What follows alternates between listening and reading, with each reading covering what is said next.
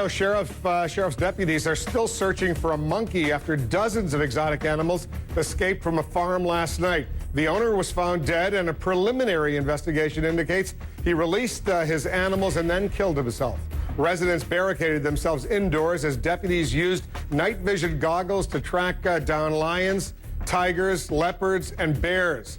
Most of the animals that escaped had to be put down. There are 48 animals that we had to put down.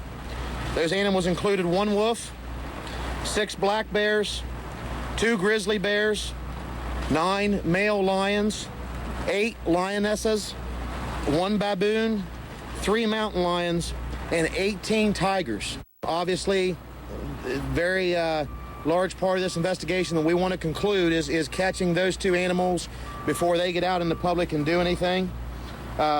The director of the Columbus Zoo, as well as the Wilds, has recommended that the monkey be shot and killed.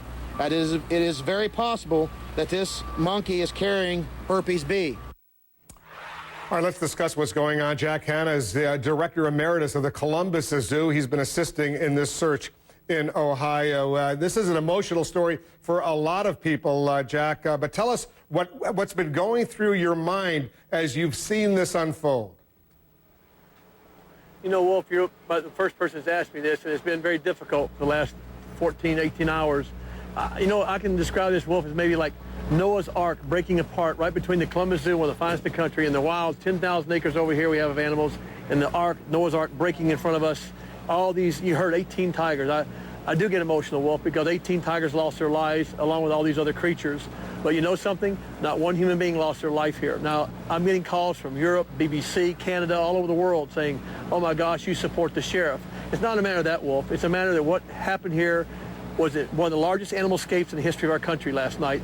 And most all these animals, yes, lost their lives. But think about what happened here this morning, Wolf, that these tigers, can you imagine the sheriff's told me that when they got up there last night, right before it got dark, here they're coming down right in front of his property, 18 tigers, lions, leopards, just all going out of this whole place. Can you imagine? There's a neighborhood, Wolf, right here. The place is right there, by the way. Can you imagine what would have happened this morning if the kids were on school buses out there waiting? This would have been something that nobody would have wanted to see. Did authorities have an ability to use tranquilizer guns, if you will, to bring the animals down but not kill them?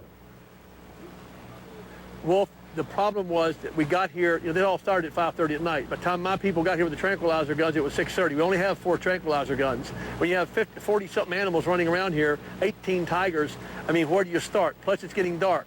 Darkness set in.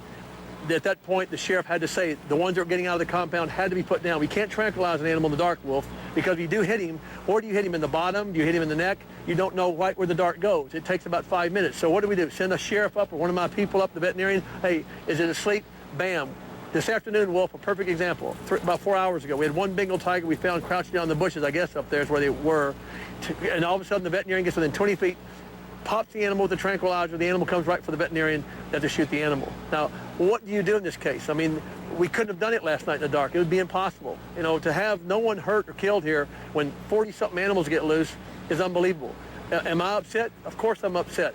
I mean, we lost 18 Bengal tigers, lions, and all this other thing. But what do? Have human life versus animal life. You know, and right now we have to take care of humans, and of course now we've lost our precious animals here because of what happened up here with this guy.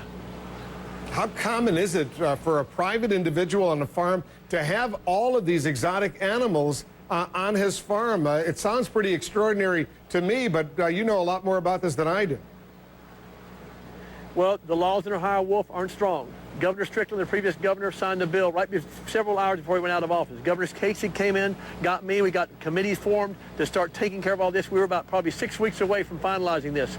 People thought we could just go out and take the Strickland bill and go to work with it. HSUS has worked with us. We're trying to do that, Wolf, but let's say we go up here and got this guy 2 weeks ago. What do? Okay, somebody arrests him. I have 57 animals here, tigers, lions, everything. I can't take him to the Columbus Zoo. There's not room there. Legally, what am I allowed to do? Nobody knew the answer to these questions. That's what we're working on as I speak. The governor's meeting with people right now to get this law passed where we stop the animal auctions. There's animal auctions in Ohio, Wolf, where people can go up there and buy lions, tigers, cobras, whatever they want to. We're shutting those things down immediately this year. We're trying to take care of the private breeders who are reputable people and trying to do this law where everybody benefits is obviously, especially our animals. You can't go buying this is like a bunch of loaded guns running around here to buy these animals and be able to have them privately. Did you personally know the owner of this this farm with all these exotic animals roaming around the farm? No, I did not know him. We did send our people there, I guess, 3 years ago, because I traveled and do these shows about animals. I wasn't here as far as right when this happened. They asked us to come and inspect it.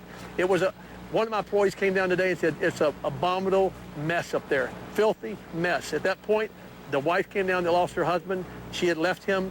I think what happened, Wolf, he came back. He was just in prison for some kind of arms problem he had with firearms. I don't know. After being in prison, came back. He saw the animals all, money was gone. The animals were living in bad conditions. His wife had left. I can see him just cutting. I guess he cut all the fences. He did. He cut the fences, opened the doors, let them all out, and said, that's it. Bam, I'm done. And that's what happened, according to my thinking of this whole thing. It's absolutely, Wolf, this is like a script from where. I can't believe that this is happening right here. This is unbelievable. Were these animals being taken care of properly on this farm, as far as you know? No. No. The answer to that question is he'd always been cited for not animal cruelty, but other sorts of things. But again, the laws were so weak here. But starting here in a few weeks, this is not going to be one of the states you want to be in if you want an exotic animal. You don't want to be in this state of Ohio here in a few weeks from now. When we pass this rule, the governor does pass the bill. And I reported that the preliminary investigation suggests this individual killed himself after opening up the gates and allowing these animals to start roaming around. Is that the assumption you're working on as well? Yes, that's what I believe. That's what I believe since I heard this last night, and that's exactly what I believe and what some of the folks here, they can't announce it yet. The sheriff can't until the autopsies and everything are back. But that's what I firmly believe is what happened here. He was so depressed, he said, that's it. I'm done, let them all go. Of course, what was created here was a disaster for the animals, and it could have been a disaster for human life as well. And there's still one monkey that's on the loose. Is that right? Right, but you're the first one I'll tell this to. I just heard 3 seconds before I went on your show that they did find a monkey that had been eaten by one of the cats up there when everything was loose up there. All right. So we don't know if this is the one monkey that was consumed by the cat. The parts were there. We have to go find this out. Other than that, that's all that's left right now, according to what we've all been told. Jack Hanna, what a painful story for everyone who loves animals. But as you point out, those animals represented a clear danger to a lot of people who live in the Zanesville area of Ohio, and the authorities did what they had to do, and you don't have any second guessing. You're okay with that? Yes, Wolf, you said it perfectly. There is no second guessing. I've seen a Bengal tiger take down a 2,000-pound water buffalo in less than 15 seconds. That's a wild one. These are obviously captive-born animals, probably. And Wolf, I wouldn't want to see today what would have happened if these things had gotten loose last night. Jack Hanna, thanks very much. Good luck. Good luck to all the people in Zanesville as well.